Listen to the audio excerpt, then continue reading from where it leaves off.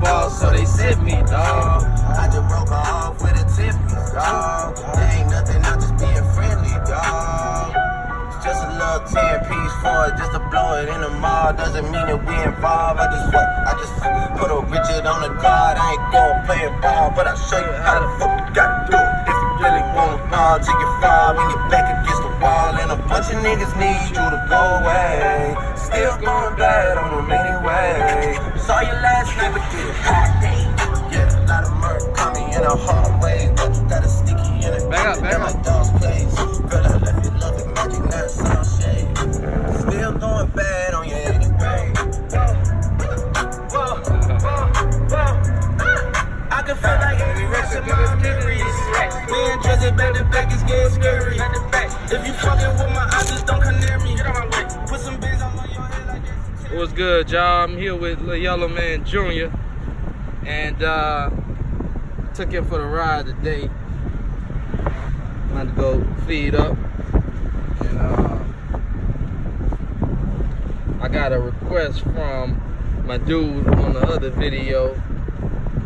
I don't want to butcher your name, but yeah, I read your message, man. So, you know, this ain't exactly what you wanted, but you know, it's along those lines.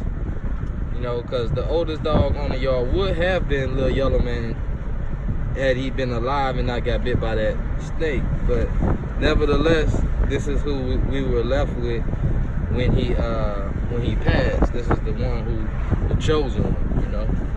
But I do have other sons off of him, you know what I'm saying? But this the one who I believe is the most similar to him as far as his appearance and the way he acts. You know, I'm gonna share with you some of this. I'm gonna share with you. Let me roll these windows up so you can hear it good. Junior, what's up? What's up? I'm gonna share with you the story behind this male and how he was created. I'm gonna go all the way back to the purchasing of his father. I seen his father on Peds Online, and I was hitting the dude who had him. I ain't gonna say their name, but he kept, you know, it was hard to get in. You know, he'll answer here, then when you know, then don't answer. And at the time, I was up and coming. You know, I was in that space where, you know, you're trying to get your funds right. I'm still trying to get my funds right. So but I put together what I could put together, and took that leap and went ahead and purchased his sire. We rode at the time, you know, this is a little extra, but we evacuated to the Shreveport area, you know, Bossier City, after the storm. So that's where my mom was staying at the time, and that's where my dogs were, you know. And so I was out there. I would go out there after I get done working from down in La Place, and I went out there because that's where my mom was, and my kids and my wife and the whole nine. So, you know, I would live at the job and then go up there when I get off. And we had Andromeda already, but we decided, let's go. We decided to get a male. It was supposed to be a Waccamaw male, which didn't work out because I couldn't get the one that I wanted. And Andromeda looked so promising, you know, the pick we got from Pitt Island. And so I went ahead and made that purchase of Andromeda, and my mentor actually put in with me for Andromeda, so that was special. And but when Lil Yellowman came, it just he lined up so well with her, as far as like, it was like the same thing she is. They have all the same dogs, you know, in each other, that, you know, I say, you know, but it's lined up differently. So I said, you know what, that male will go good with her, which he did. So I went ahead and drove out to Oklahoma and purchased his sire, you know, and that came with a little issue, you know. And the dude I bought it from, he had a few words afterwards, but it is what it is. But I ended up getting his sire, and he wasn't in as good a health as I thought he was gonna be, so that's what that stemmed from. But anyways, his sire was shy, you know. And that's how some dogs is. Some red boy Jocko dogs, it's probably true amongst the whole line. Some of them come shy here and there. And Bolio have that issue. Different, you know, probably all bloodlines have that from time to time, depending on, you know, how you breed and how the socialization levels, etc. Some dogs, you don't have to be around them at all, and they'll be perfectly fine. But others, you know, you gotta socialize them good. But anyways, so we got a little Yellowman after driving to Oklahoma, the Shreveport area, and he exceeded our expectations as far as breeding. He you know, I didn't expect him to produce good. You know, I start off, you know, I think it's probably not good to start off that way, but I always start off with low expectations. You know, I don't, you know, so that way anything over that is good, you know. But it's probably better, me learning what I know now, it's better to have high expectations, expect the best, you know, which I do. But I you know what, I think the reason why I did expect low from him because he was shy, you know. So I wasn't used to having, you know, a bunch of a shy dog, you know. So he turned out to be a good bulldog, straightforward, you know.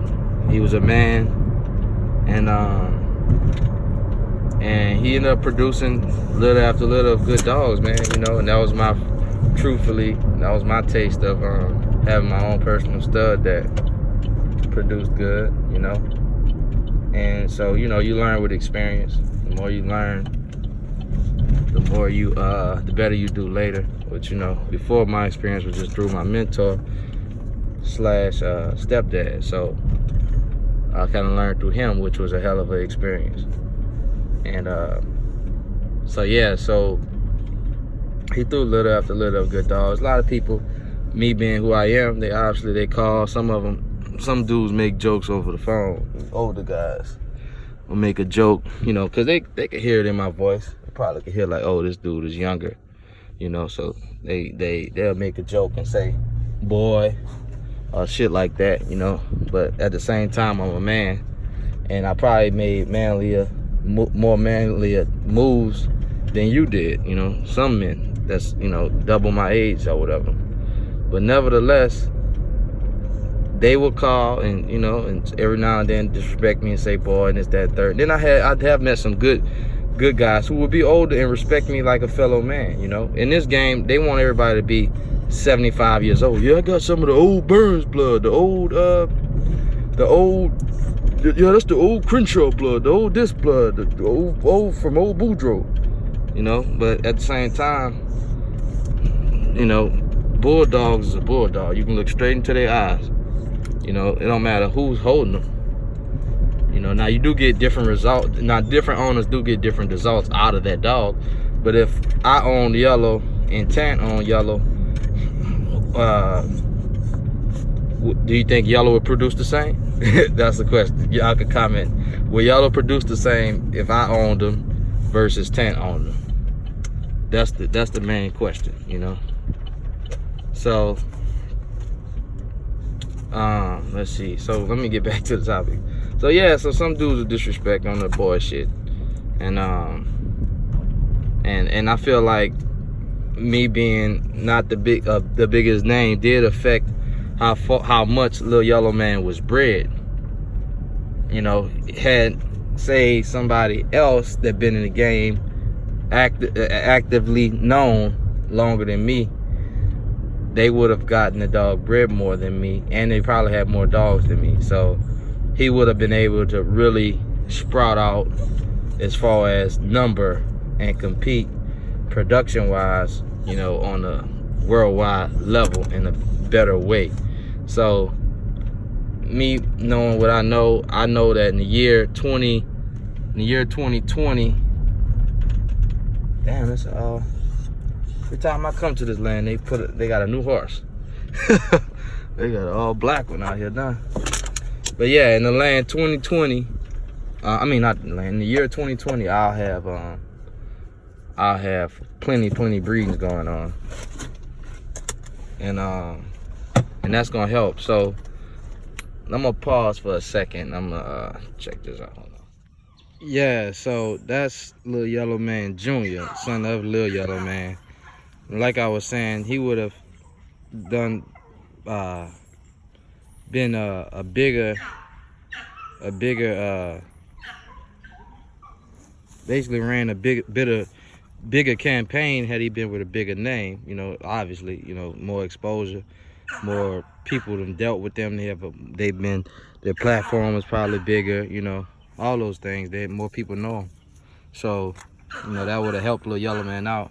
But the people who got some while he was alive and the breeds we made, anybody who even the people I got Lil Yellowman from Yellow Brick Road and the guy who had him specifically, I don't care if I'm not on good terms with some people. I give respect when it's due, you know, for certain situations, you know what I'm saying? So shout out to, you know, the dude who sold me Lil Yellowman. Shout out to Pitt Island for breeding Lil Yellowman's parents. And then shout out, you know, all the way back Sammy, Tant, Fletcher, whole 9 yards. So also shout out, yeah, that's what I was going. Also shout out to everybody who came by and done a breeding with Lil Yellowman while he was alive, who bought a puppy, and everybody who and even and a super shout out to people who done repeat business or repeat breedings, you know. All that stuff played a role. He did his thing, you know, and people who got stuff off him, they like it. Everybody don't like him the most, but a good amount of people like him a lot, you know, and I had quite a few of them where some of the dogs that got off of Lil Yellow became their top dogs and started their yard up. So that's a major accomplishment for me. You know, I've been breeding for really over 10 years now, but I didn't really get super deep into it till later on in that 10 years. And so to see other people be able to build off of some of the stock that I invested in and worked with and maneuvered damn that hard and maneuver with to that's an accomplishment for me, you know. So yeah, this Lil Yellowman Jr., man. So that's kind of some of the background on Lil Yellowman himself. Oh, and one thing I want to throw in that I meant to get in when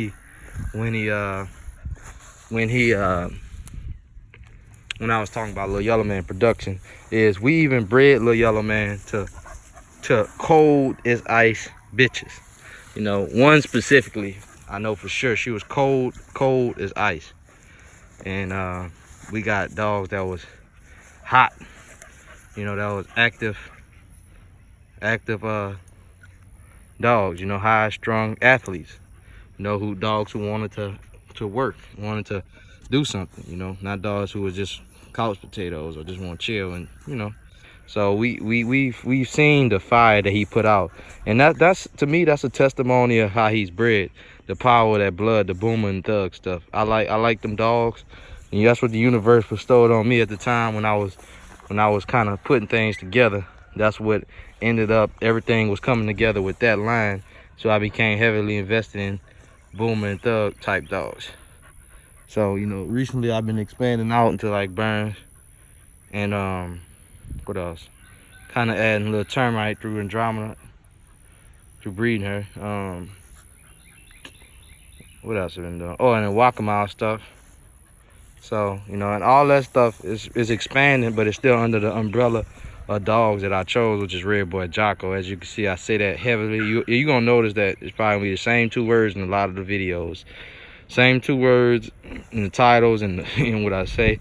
It's gonna be, you're gonna notice Red Boy Jocko a lot, and that's in large part due to how I was raised.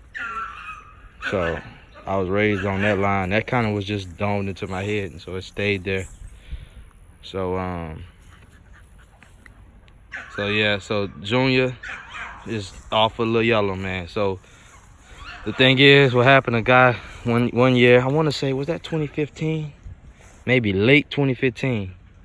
A guy named, go by Jay, he gave me a call, you know, and I was a little skeptical. You know, you meeting random people, this, that, and the third. Can't trust everybody, and I don't trust everybody, you know. But I got a call from Jay, and boom, he had a daughter of Michael Myers, Maul Kant, you know, Mayday Blood. And we took and bred her to Little Yellowman, and we got some good ones out of that. And I ended up buying one of the daughters out of that back from the dude. Cause you know, my picks, they were gone at the time. I didn't have much space. I was going through fighting court with those people, like I told y'all in an hour-long video. You know, they was fighting me over the dogs, which they forced me to move out and buy another house. So I was fighting them, and so I couldn't keep nothing off of that litter at the time. So once they got older, I think Drika was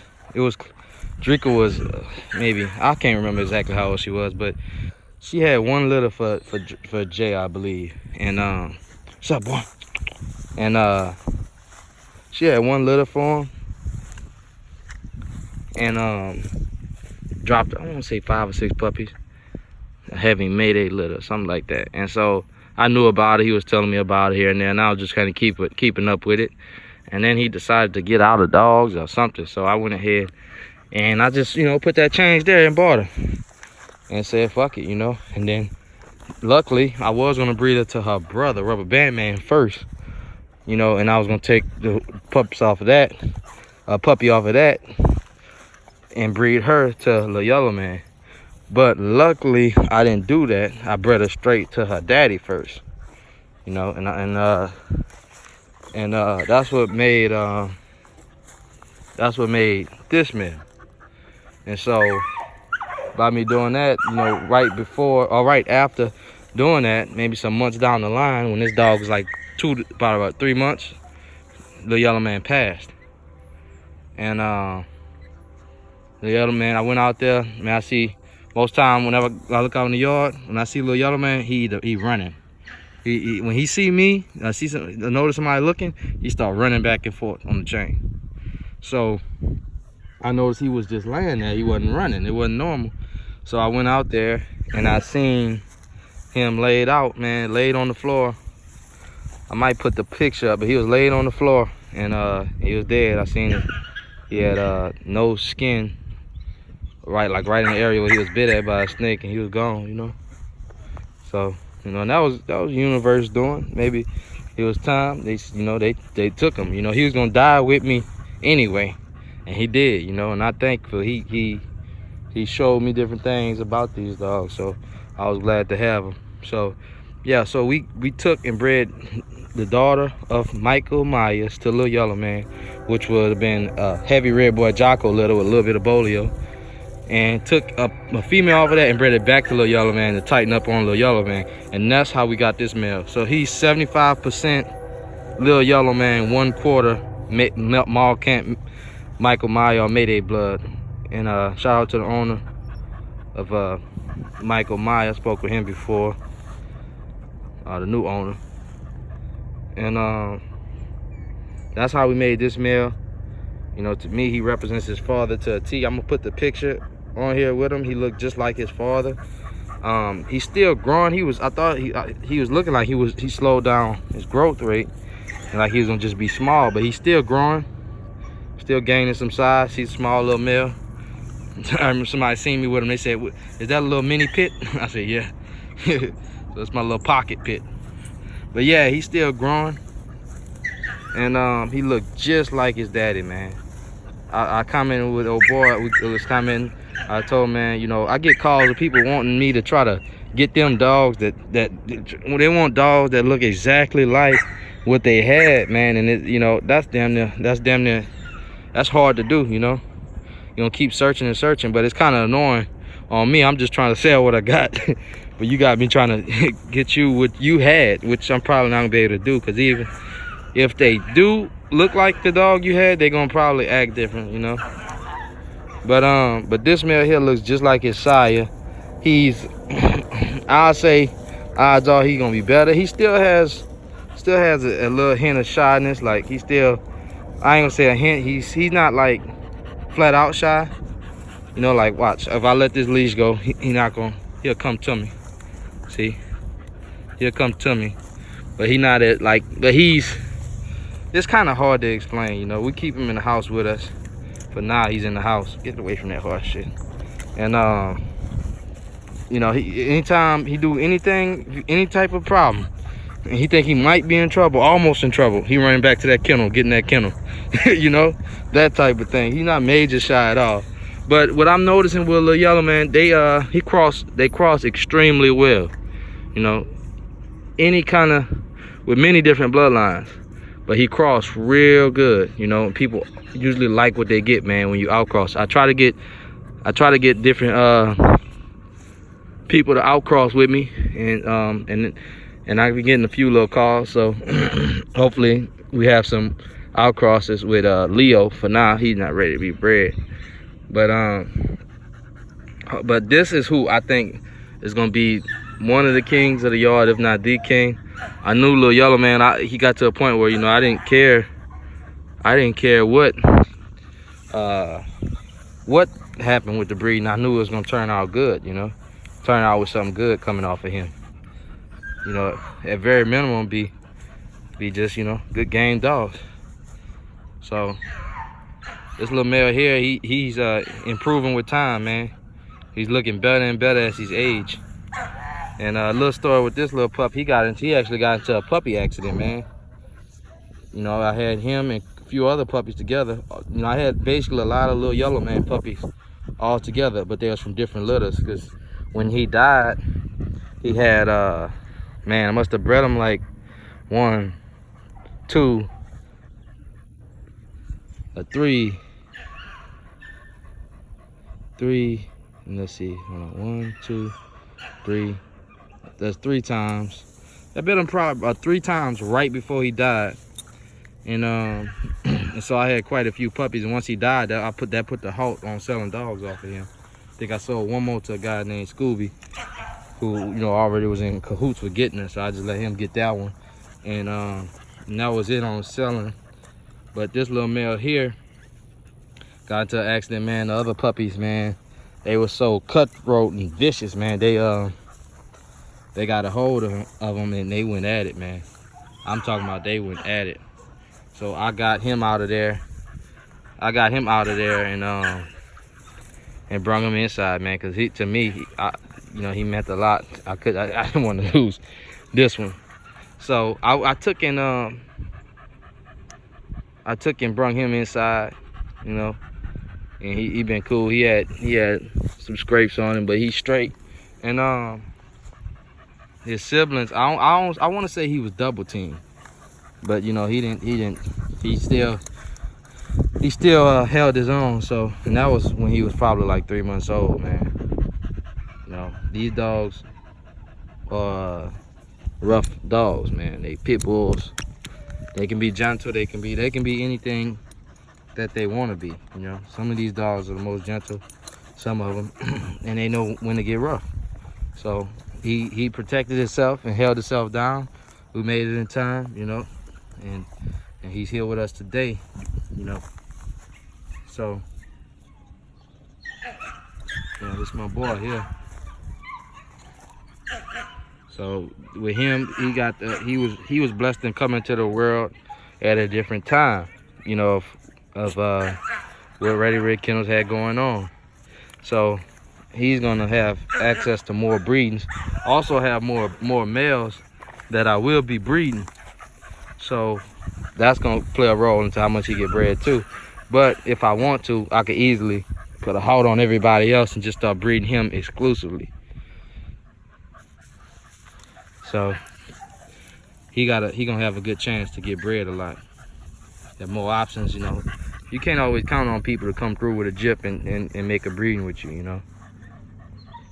Especially if it's not as much height. If, you know, if they got dogs with more height, more this, more that, they're gonna go with that. They're gonna go with, you know. But me, I always been the type to take the road less traveled. You know, I let everybody take the road, take the main road, and me, I'll take the road that, you know, not many people travel. You know, if you want to have something different, you gotta do something different. That's the name, man. That's what I learned in my journey and everything I've been going through. You gotta be willing to go the distance. And you can't follow what everybody else do. So